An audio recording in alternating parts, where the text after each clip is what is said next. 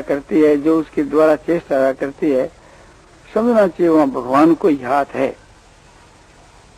किंतु साधारण आदमी दुनिया में धोखो देने के वास्ते और अपने आप को ख्यात कर दे कि मैं तो भगवान की शरण हूँ, सर्वस्व भगवान के समर्पण कर दिए और मेरी सब चीज भगवान की है, उसको भगवान अपनाते नहीं और उसकी क्रिया भगवान की क्रिया नहीं होती और उसके हृदय में जो प्रेरणा होती है वो भगवान की नहीं होती।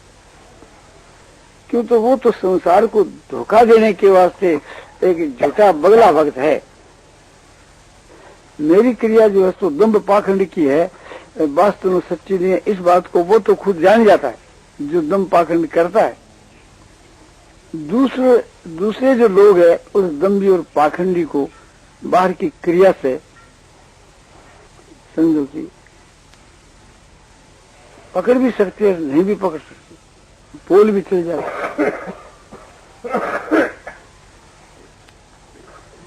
आखिर में जाकर के उसका पर्दाफाश हो जाता है। एक दफे तो आपने चली जाता ना, उघरे अंत न होय निवाहु और काल नेमि जिमि रावण राहु। माने अंत के बीच के वहां उसका पर्दाफाश हो जाता है, जैसे काल नेमी रावण और रव का हो गया। काल नेमी रावण और राहु को शुरू से तो कोई नहीं पकड़ सके। काल नेमी एक झूठा तपस्वी का रूप धारण करके बैठ गया और हनुमान जी जैसे भक्त और ज्ञानी वे भी उसको नहीं पहचान सके। तो हम लोग कैसे पहचान सकते? जगत जननी सीता और रावण भिखारी का भेष धारण करके आया, किंतु सीता जी उनको नहीं पहचान सकी। हम ईश्वरी शक्ति से नहीं कह रहे, जो वे लीला कर रहे हैं उस लोक दृष्टि से, मनुष्य की दृष्टि से कह रहे। और राहु जो देवताओं में देवता बन करके बैठ गया, देवता लोग उसको पहचान नहीं सके। तो आखिर के बीच के वहां तो जो बात सच्ची है वही कायम रहती है। तो दम्भी पाखंडी जो आदमी है एक दफे धोखा देकर के लोगों को फंसा लेता है और भोले भाले आदमी फंस जाते हैं। जब समझदार बड़े बुद्धिमान भी समझ जाते हैं, फंस जाते हैं, तो भोले भालों की बात ही क्या। तो हम तो आप इस विषय के ये अभिमान नहीं करते कि नहीं फंसते, हम तो आप फंस जाते हैं। तो इसलिए आप लोगों को दम्भी और पाखंडियों से खूब सावधान रहना चाहिए। अब साधक की बात आई तो साधक पुरुष अपने हृदय स्थिति, अपने आप को भगवान के समर्पण कर दे, अपने मन को, तन को, धन को, सब कुछ को, और ये उसका उद्देश्य हो जाए कि अपने तो सारी क्रिया सो जो हो रही है सब भगवान ही करवा रहे, भगवान के ही उद्देश्य से सारी क्रिया हो रही है। हम कर नहीं रहे हैं, हो रही है, और भगवान का हाथ है। हमारे मन में पूर्णा होती है तो भगवान की मर्जी से हो रही होती है, और हमारी चेष्टा होती है तो भगवान की मर्जी से होती है। तो उनकी क्रिया भी शुद्ध होती है, उनका हृदय भी शुद्ध होता है, सारी बातें एकदम शुद्ध और पवित्र होती है। तो उसका फल है भगवान की प्राप्ति, और शीघ्र ही भगवान की प्राप्ति हो जाती। जैसे लोभी आदमी के हृदय में ये बात आती है कि इस काम के करने से मुझको क्या लाभ होगा, ये स्वार्थ, उसकी सारी क्रिया जो है वो रुपयों के लिए होती है। वो रुपयों का अनन्य भक्त है। रुपया एक नंबर है, बाकी सारी दुनिया भगवान सहित 2 नंबर में। वो कहता है रुपया मिलना चाहिए, भगवान नाराज हो तो आपके घर पर हो। हम धर्म कर्म कुछ नहीं जानते, हम तो रुपयों के भक्त है। रुपये ही हमारे तो भगवान है, धर्म कर्म सब कुछ रुपये हैं। एक रुपया रहना चाहिए। तो जैसे लोभी आदमी रुपयों का अनन्य भक्त है, इस प्रकार से हम लोगों को भगवान का अनन्य भक्त बनना चाहिए। तो भगवान का जो अनन्य भक्त है उसकी वाणी में, नेत्रों में, क्रिया में, मन में, बुद्धि में कोई भी पाप का नामो निशान भी नहीं रहता।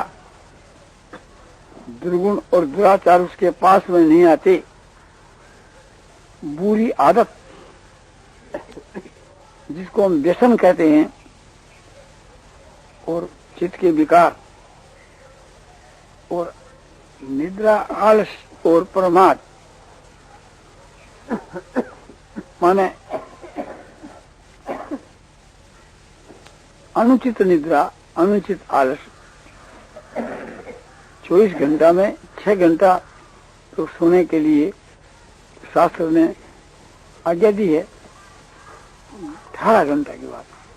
और 6 घंटा में स्वप्न में भी उनके हृदय में बुरे भाव पैदा नहीं। वो 6 घंटा इस रूप में 6 घंटा भी शामिल है।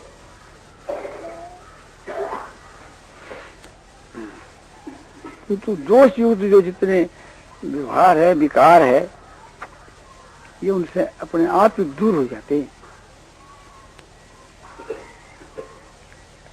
तो समझना चाहिए भगवान ने मुझको अपना लिया, स्वीकार कर लिया, और हमारे हृदय में या हमारी क्रिया में, हमारे बाहर भीतर कहीं भी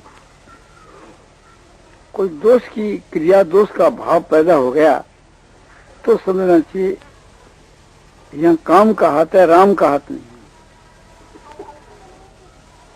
क्योंकि अर्जुन ने पूछा था, अतः केन प्रयुक्तो यं पापं चरति पुरुष अनिच्छन विवासने बलादीव नियोजित। हे वासने,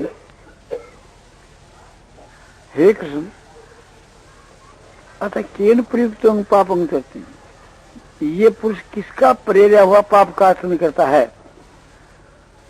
अनिच्छन, इसकी इच्छा नहीं है पाप करने की, उद्देश्य नहीं है पाप करने का, किंतु जैसे कोई बलात्कार से लगाया हुआ पाप करे, यूं ये अपने पाप करता है, यानी कोई से कोई जबरन पाप करवाता है कोई। तो अर्जुन का ये पूछना कि मैं जानना चाहता हूं वह कौन पुरुष है, वो इसका अपराध है या भगवान है, कौन पुरुष है? तो भगवान कहते हैं कि मैं तो मैं हूं और मैं प्रारब्ध। तो काम से क्रोध से रजोगुण समुद्र है, महासमो महापाप मां विद्येन मिहि वैरिणम। ये जो काम है, आसक्ति से जिसकी उत्पत्ति, संग जायते काम है, रजोगुण से जिसकी उत्पत्ति, ऐसा जो काम है जिससे क्रोध की उत्पत्ति हुई है, इस वास्ते काम है वही क्रोध है। काम ऐसे है, क्रोध ऐसे। ये काम, यही क्रोध। कैसा कि रजोगुण समुद्र है, रजोगुण से जिसकी उत्पत्ति है, ऐसा जो काम। तो रजोगुण से उत्पत्ति है कि आसक्ति से, राग से, बोले दोनों एक ही है। रजो रागात्मकम विद्धि, रजोगुण को तुम राग ही समझो। सुना संग जाते काम है, संग जो आसक्ति से ही काम उत्पन्न होता है। तो चाहे रजोगुण से उत्पन्न होना कह दो, चाहे आसक्ति से उत्पन्न होना कहो, क्योंकि रजोगुण और काम, रजोगुण और आसक्ति एक ही है। काम जो इनसे उत्पन्न होता है, इस वास्ते रजोगुण समुद्र है। पर महासन है, महान खाने वाला है। कोई ये चाहे कि मैं अपनी इच्छा की पूर्ति करके काम को दबा लूंगा, ये गलत है। अग्नि के में कोई ईंधन डाले तो अग्नि प्रज्वलित ही होगी। जैसे सुख ईंधन से अग्नि प्रज्वलित होती ही चली जाती है, ऐसे कोई अपनी कामना के अनुसार विषय भोग को भोगता चला जाता है तो विषय भोग की आग बढ़ती चली जाती।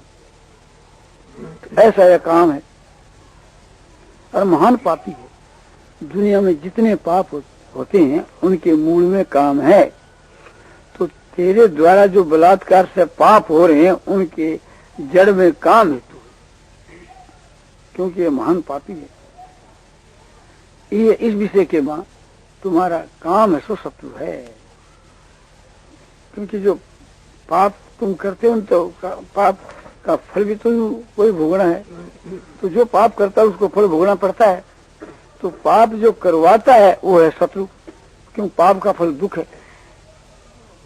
इसलिए ये काम है सो तुम्हारा शत्रु है, इस काम को तुम मारो। आगे जाकर कहा तो ये समझना चाहिए हमारे किसी के द्वारा जो हृदय में या बाहर में भीतर में कहीं दुराचार की या दुर्गुण की सृष्टि होती है तो उसमें काम ही हेतु है।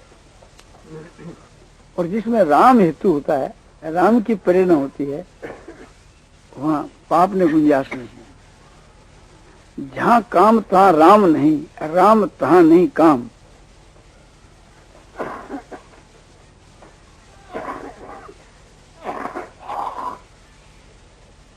तुलसीदास जी कहते हैं कि जहाँ काम है तहाँ राम नहीं है, राम है तहाँ काम नहीं है।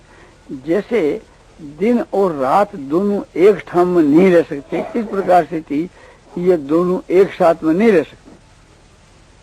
तो जहाँ राम है वहाँ काम नहीं है, इसलिए जहाँ राम है वहाँ जो क्रिया होती है वो राम की प्रेरणा से होती है। और जहाँ काम है वहाँ राम नजदीक ही नहीं आते। जहाँ काम है वहाँ राम नजदीक ही नहीं आती, और जहाँ राम है वहाँ काम नजदीक नहीं आता। ये दोनों एक जगह रहती। सूर्य और अंधकार ये दोनों एक जगह नहीं रहते। इनमें सूर्य की प्रधानता है। जहाँ सूर्य उदय हो जाता है अंधकार वहां से भाग जाता है। जहाँ अंधकार है वहां से सूर्य भासता नहीं, वहां सूर्य पहुंचा नहीं। तो जहाँ काम है वहां राम पहुंचा नहीं। काम से डर के राम नहीं भासता। जैसे काम राम से डर के भासता है, ऐसे राम काम से डर के नहीं भासता।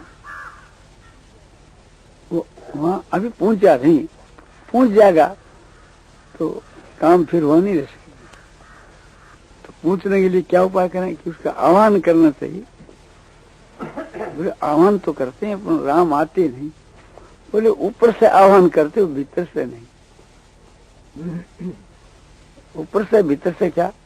बोले ऊपर से तुम राम राम राम राम करते रहो और भीतर से तुम्हारे जो काम बैठा है उसकी क्रिया से तुम्हारे को सुख शांति हो रही है, तो काम क्यों आ भाई? तुम काम को पाल रहे हो ना। तो जहाँ काम है वहाँ राम नहीं। काम का पालना यह है, जो तुम्हारे हृदय में कामना उत्पन्न होती है, उस कामना की सिद्धि होने पर तुम्हारे को प्रसन्नता होती है, उसमें तुम्हारे को रस आता है, तो तुम काम को चाहते हो, राम को चाहते। मुंह से तो कहते हो किंतु हृदय से नहीं चाहते। हृदय से जब राम को चाहने लगोगे तो काम की करतूत तुम्हारे चुभने लगेगी। इसे को तुम बर्दाश्त नहीं कर सकोगे। जैसे रोगी को भारी यंत्रणा होती है, बड़ी भारी तकलीफ होती है, वो बर्दाश्त नहीं कर सकता। ये चाहता है कि किसी प्रकार से ये यंत्रणा, ये कष्ट दूर हुए। तो इस प्रकार से जब काम चुभने लगेगा तो फिर राम आएंगे और फिर काम नहीं रह सकेगा। तो जो उत्तम जो पुरुष है, साधक उत्तम पुरुष, उनकी सारी क्रिया के बीच के वह निष्काम भाव रहता है। उनकी वाणी में, उनके नेत्रों में, उनके व्यवहार में, उनके हृदय में, मन में, बुद्धि में, निश्चय में, सब में समझो कि पवित्र भाव रहता है, शुद्ध भाव रहता है, निष्काम भाव रहता है। निष्काम का मतलब क्या? कामना का अभाव, काम का अभाव। और काम है तो फिर वो निष्काम कैसे? वो निष्काम नहीं। तो ये उच्च कोटि के साधक में भी ये भाव रहता है और सिद्ध में तो है ही। इससे थोड़ा और भक्त का दर्जा तो नीचे है, बिना तो नीचे नहीं, किंतु एक प्रकार से एक समझाने के लिए बतलाया जाता है कि जिनकी क्रिया, सारे हृदय के भाव, सारी फूलना भगवान से ही होती है, ये बात तो नहीं है, किंतु वे खुद जो कुछ करता है भगवान के लिए करता है। उसमें थोड़ा कर्तापने का अभिमान तो है, किंतु है वो भगवान के लिए ही, अपने लिए नहीं। उसका भी शीघ्र उद्धार हो जाता है। तो उसका ये भाव होता है कि वो जो कुछ करता है भगवान के लिए करता है, अपने लिए नहीं। सोता है तो भगवान के लिए, खाता है तो भगवान के लिए, पीता है तो भगवान के लिए, चलता है तो भगवान के लिए, और फिर यज्ञ, दान, तप, सेवा, तीर्थ, व्रत आदि तो सब भगवान के लिए करता ही। ये मैं काम कर रहा हूं, ये भगवान के लिए है ना, इसमें कोई गलती तो नहीं है ना। वो हर वक्त संभालता रहता है। जैसे लोभी आदमी व्यापार करने के समय हर वक्त इस बात को संभाल लेता है कि इसमें कोई अपने नफे का काम है ना, नुकसान का तो नहीं है ना, इसमें कोई अपना नुकसान का तो काम नहीं, इसमें 2 पैसा मिलने का काम है। अर्थात वो रुपयों का भक्त है तो रुपयों के लिए करता है। जहाँ रुपया नहीं मिलता बस उस काम के नजदीक नहीं जाता। तो मैं तो किसी रोजगार के लिए करता हूँ ना, खोने के लिए थोड़ा करता हूँ। तो वह भाई ये समझता है कि मैं भगवान के लिए करता हूँ, तो रुपयों की जगह वहां भगवान है, तो उसकी सारी क्रिया भगवान के लिए होती है। जैसे लोभी आदमी की जानबूझ करके एक भी क्रिया घाटे की वो नहीं करता, नहीं होती, नफे ही नफे की होती है, चाहे उसमें घाटा ही पड़ जाए, पर वो अपनी तरफ से अपनी जानकारी में घाटे के लिए चेष्टा नहीं करता। इसी प्रकार से थी भगवान का जो सच्चा भक्त है, उसकी सारी चेष्टा नुकसान की नहीं होती, वो तो नफे का काम करता है, भगवान की प्राप्ति के लिए सब कुछ करता है, और भगवान के हुक्म से करता है, और भगवान के लिए करता है, अपना कोई प्रयोजन नहीं। भगवान के लिए क्या, भगवान की प्राप्ति के लिए, भगवान के में प्रेम होने के लिए, भगवान की सेवा के लिए, उसकी सारी क्रिया जैसे भगवान के लिए ही होती है, यानी वो भगवान के लिए ही करता है। इससे और आगे बढ़ जाता है, उसकी तो सारी क्रिया भगवान के लिए होती है। अरे उसकी पहली सीढ़ी के माँ वह भगवान के लिए करता है, तो करता तभी भगवान की प्राप्ति हो जाती है। भगवान ने घोषणा कर दी कि मदर्थम विकर्माणि कुर्वन् सिद्धि मुआप्स्यसि, मेरे अर्थ कर्म करता हुआ भी सिद्धि को प्राप्त हो जाता है। और भगवत अर्पण है वो तो भगवान के लिए है ही, और भगवान ही खुद जिसे करवाते हैं वो तो वहां करता ही नहीं, किसी से करता ही नहीं है। तो हम लोगों को जबकि कर्ता अपने का अभिमान है, हर एक काम के करने के समय के बीच के माँ यही भाव रखना चाहिए कि ये चीज भगवान के लिए हुई या नहीं हुई, मैं सब कुछ भगवान के लिए कर रहा हूँ, या मेरी क्रिया भगवान के लिए हुई है ना। भगवान के लिए जो क्रिया नहीं होती है वो करनी ही नहीं। तो हर एक में ये बात घटा करके देख लेनी चाहिए। मैं सोता हूं तो भगवान के लिए सोता हूं ना, बोले नहीं निद्रा के लिए, बोले नहीं हम तो अपनी जान के मां भगवान के लिए सोते। तो निद्रा के लिए सोना और भगवान के लिए सोना फर्क क्या है? बोले फर्क यह है कि जिस दिन मैं नहीं सोऊंगा तो एक तो मेरा भजन जो है सो बढ़िया नहीं होगा, क्यों निद्रा आती रहेगी, तंद्रा आती रहेगी, और मैं गीता का पाठ करता रहूंगा, मैं सो जब ध्यान करता रहूंगा और उसमें नींद आती रहेगी, तो वो हमारा साधन बढ़िया नहीं होगा। अपने तो साधन बढ़िया करना है, तो इसलिए भी उसे निद्रा को थोड़ा समय देना चाहिए सोने के लिए। और भगवान भी राजी नहीं होती। भगवान कहते हैं कि तुम जुल्म कर रहे है ना, कि मेरे नाम पर इस प्रकार से मेरे पर ये भार चढ़ा रहा है और फिर सोता भी नहीं है, मैं तुम्हारे इस कष्ट को देखकर खुश नहीं, तुम सोया करो। हमारे लिए तुम एक प्रकार से जागते हो, तो हमारा प्रभु भी राजी नहीं रहता, बिल्कुल नहीं सुने तो उनकी आज्ञा भी दी। भगवान ने गीता की 6ठी अध्याय के 16 के श्लोक में साफ कह दिया कि जो सोता ही नहीं है, हर वक्त जागता, उसका योग भी सिद्ध नहीं होता, और जो निरंतर सोता ही है उसका भी योग सिद्ध नहीं होता। हम ये कहेंगे भाई हम तो नहीं खावेंगे, तो भगवान राजी नहीं। बोले कि तुम खाओ, अल्पाहार करो, लघुवासी बनो, थोड़ा करो, हल्का करो। क्यों?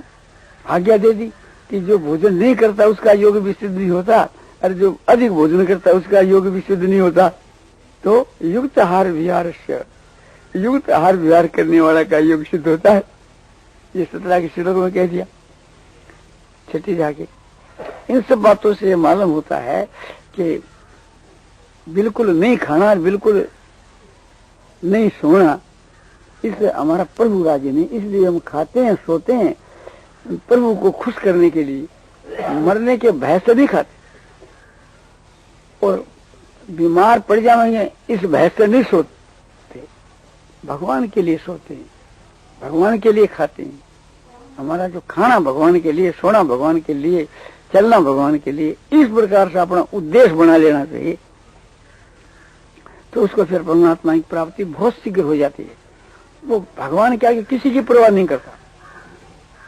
स्त्री नाराज हो, पुत्र नाराज हो, घर के नाराज हो, शरीर बीमार पड़ जा, सर्वस्व नष्ट हो जा, सबके आग लग जा, उसके लिए कोई परवाह नहीं। किंतु प्रभु नाराज नहीं होना चाहिए, और प्रभु नाराज होते हो तो वो काम उसको नहीं करना। किसी बैरी की खुशामद करनी पड़े, माँ बाप की खुशामद करनी पड़े तो बात ही क्या, दूसरे दुश्मन की भी खुशामद करनी पड़े, या तो कोई भी काम करना पड़े भगवान की राजी के लिए, तो वो छोटे से छोटा काम हो तो करने के लिए त्याग। अपने को तो एक ही सिद्धांत है कि भगवान को खुश करना है, और दूसरा कोई सिद्धांत ही नहीं। जैसे कुआं है और ऊपर आवाज मारे डूंगे कुएं के ऊपर, कुआं तेरी माँ मरी, तो आवाज आओगी मरी, का जी, तो आवाज आओगी जी। इसी प्रकार से की आवाज जो है, यहाँ माया कुंड है, ऋषिकेश में माया कुंड पर खड़ा होकर के आवाज जैसी मारता है, समझो कि वैसी आवाज उसको बदले में मिला करती। हमने देखा है।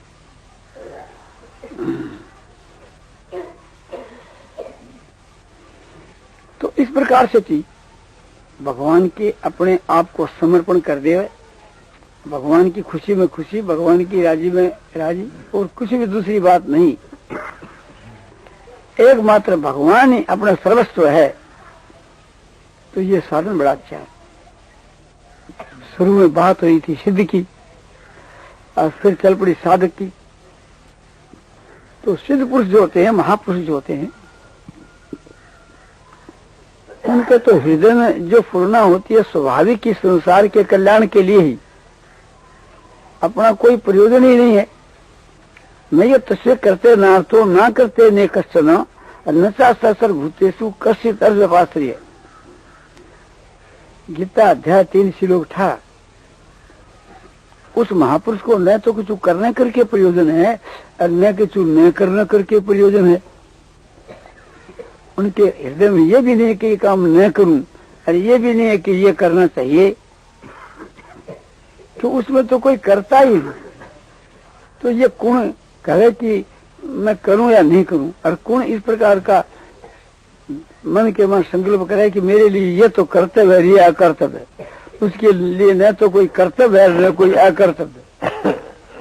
उसके लिए तो भगवान की प्रेरणा से अपने आप ही जो कुछ होता रहता है, या यूं कहो कि प्रार्थ के अनुसार समझो कि भगवान की प्रेरणा से होता रहता है। जब फुरना ही नहीं होती तो फिर क्रिया दूसरी हो ही कर सकती है। पहला फुरना होकर के फिर क्रिया होती है।